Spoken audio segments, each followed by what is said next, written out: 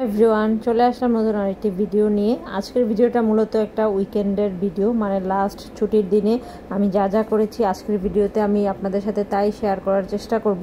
তো সকালবেলা ঘুম থেকে উঠতে অ্যাজ ইউজুয়াল ছুটির দিনে অনেক বেলা করে ঘুম থেকে ওঠা হয় আমাদের সবারই। ঘুম থেকে ওঠার পরে সবচেয়ে বেশি যে কষ্টটা পায় সেটা হচ্ছে বাসার গ্যাসের অবস্থা দেখে। মানে এমনই অবস্থা থাকে, একটা চুলা তো অফই থাকে আর একটা চুলা একদম নিবু নিবু অবস্থায় থাকে। তো আমি ভাবলাম যে কি আর করা, যেহেতু এই অবস্থার মধ্যে আছে, এই অবস্থাতে রান্নাবান্না কমপ্লিট করতে হবে। তো ফার্স্টে হচ্ছে আমি ডালটা বসিয়ে দিলাম প্রেসার কুকারে, কারণ প্রেসার কুকারে ডালের মধ্যে একটা সিটি দিলেই হয়ে যায়। আর অন্যদিকে হচ্ছে আমি আজকে একটু দেশি মুরগির মাংস রান্না করব, একদম দেশি আলু দিয়ে পেঁয়াজ দিয়ে বুনা বুনা করে। তো আমি এবং আমার হাজব্যান্ড দুজনেরই ঠান্ডা লেগেছিল, তাই ভাবলাম যে এরকম ঝাল ঝাল মুরগির মাংস রান্না করলে খেতে ভালোই লাগবে। তো আগের দিনই খালা সুন্দর করে মুরগির মাংসটা কেটে রেখে গিয়েছিল, তো আমি জাস্ট সুন্দর মতো ধুয়ে দেন সব মশলা দিয়ে মাখিয়ে রাখবো 5-10 মিনিটের জন্য। এই ফাঁকে কিন্তু আমার প্রেসার কুকারে ডালটাও সিদ্ধ করা হয়ে গিয়েছে। তো প্রেসার কুকারটা নামিয়ে দেন আমি নিজের জন্য অল্প একটু নাস্তা বানিয়ে নিব। যেহেতু ফ্রোজেন পরোটা ছিল, আর ফ্রোজেন পরোটা থাকলে তো দেখা যায় যে সাথে একটা ডিম বোজ করে দিলে সকালে নাস্তাটা মোটামুটি কমপ্লিট হয়ে যায়। তো এইভাবে নাস্তাটা দিয়ে দেওয়ার পর দেন আমি মুরগিটা বসিয়ে দিলাম। মুরগিতে কিন্তু আমি এক্সট্রা করে কোনো পানি দিইনি, মুরগি থেকে যে পানিটা উঠেছিল সেই পানিতেই কিন্তু মুরগিটা অলমোস্ট প্রায় সিদ্ধ হয়ে গিয়েছে। তারপর এক চুলাতে রান্নাটা বসিয়ে দিয়ে দেন হচ্ছে আমি চলে আসলাম আমার বেডরুমে। অনেকদিন যাবৎ আমার ভ্যানিটিটা ক্লিন করা হয় না, আর ভ্যানিটির ভিতরে যে মেকআপ স্টাফগুলো আছে এগুলো এত পরিমাণ ব্রাশগুলো বিশেষ করে নোংরা হয়েছিল। তাই আমি অনেকদিন ধরে চিন্তা করছিলাম যে কোনো একটা ছুটির দিনে আমি আমার পুরো ভ্যানিটিটা একটু ক্লিন করব, আমার যে অর্নামেন্টসগুলো আছে প্লাস যতগুলো মেকআপের যত জিনিসপত্র আছে সেগুলো একটু সুন্দর মতো ক্লিন করে নিব। কারণ মানে এরকম এগুলো নোংরা থাকলে না আসলে ইউজ করতেও ভালো লাগে না। চিন্তা করলাম আজকে যেহেতু ছুটির দিন আছে তাই এগুলো আজকে ক্লিন করতে বসে যায়। আমার ভ্যানিটির এক একটা ড্রয়ার বের করে সেগুলোর জিনিসপাতি আবার সুন্দর মতো শুকনো টাওয়াল দিয়ে মুছে তারপরে এক একটা ড্রয়ার এভাবে আমি কমপ্লিট করে নিচ্ছিলাম। কারণ প্রত্যেকটা জিনিস যদি ইন্ডিভিজুয়ালি আলাদা আলাদা করে ক্লিন করে না হয় তাহলে কিন্তু ডাস্ট কিন্তু পড়েই থাকে।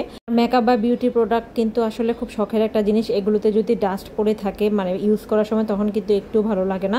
তারপর মুরগিটা হয়ে গেলে আমি হচ্ছে সকালবেলা যে ডালটা সিদ্ধ করে রেখেছিলাম এটাকে একটু অল্প একটু ফোড়ন দিয়ে নিব।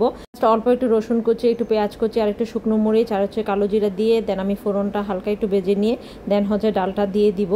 তারপর এদিকে হচ্ছে খালাকে বললাম যে যেহেতু মুরগির মাংস ছিল দেশি মুরগি তাই ভাবলাম যে একটু ঝাল ঝাল করে আলুর ভর্তা করার জন্য। আর আমার খালা হচ্ছে সুন্দর করে শিলনোড়াতে বেটে খুবই সুন্দর করে হচ্ছে আলুর ভর্তাটা বানায়। আমি জানি না, মানে এক একটা মানুষের এক একটা তো মানে রান্নার স্টাইল থাকে, কিন্তু খালা যেহেতু উত্তরবঙ্গের, আর উত্তরবঙ্গের মানুষদের তো এই শিলনোড়ার মানে বেটে হচ্ছে যে কোনো ভর্তা খেতে খুবই ভালো লাগে। আর খালা এই জিনিসটা খুবই সুন্দর করে পারে।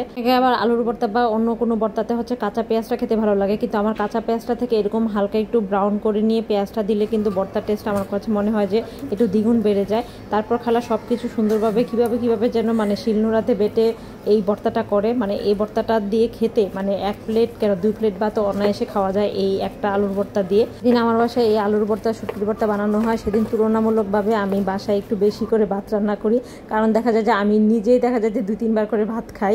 আর সব কিছু কমপ্লিট করার পরে তারপর আমি বললাম যে আজকে যেহেতু বাঙালি সব খাবার দাবার তাই একটু হচ্ছে মাটির পাতিলেই সার্ভ করি সব কিছু। আর তারপর আমি এই যে সরাটার মধ্যে সুন্দর করে আলুর ভর্তাটা গোল গোল করে গোল্লা করে নিলাম। তারপর এই যে মুরগির মাংসটাও আমি হচ্ছে একটা মাটির পাত্রের মধ্যে উঠিয়ে নিব। আর এই যে মাটির পাত্রগুলো কিন্তু একটাও আমার কেনা না, সবগুলোই দেখা গেছে দইয়ের পাতিল বা হচ্ছে মিষ্টির পাতিল এরকম সব পাতিলে করে আনা।